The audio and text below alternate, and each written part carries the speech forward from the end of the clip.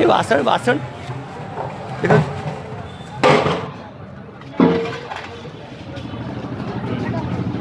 એ મોટી મોટી ડીશ એમાં ખાવાનું એમ બધા સાથે મળીને જમે એમ. તમે બધા નોકરી કરો છો કે સેવા આપો? સેવા આપો એમ. અચ્છા, બધા અહીંયાના જ છો? આ એરિયાના જ, ફોરવર્ડના જ?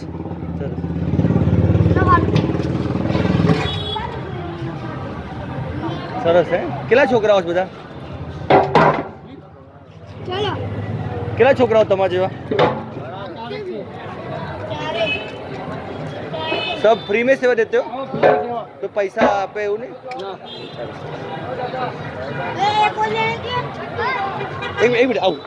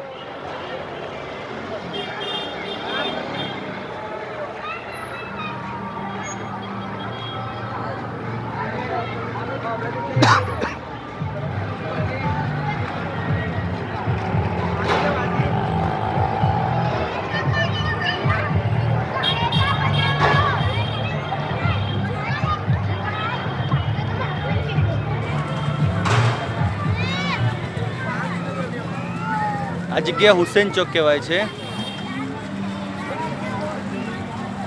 આવતીકાલે મોહમ્મદ પૈગંબરનો જન્મદિવસ છે, મિલાદ ઉન નબી, એની આ તૈયારી છે.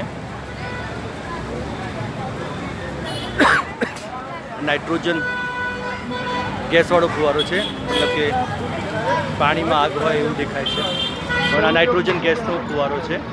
એમાં નાઇટ્રોજન ગેસથી આગ લાગી છે, પણ કોઈ નુકસાન નથી થતું આનાથી.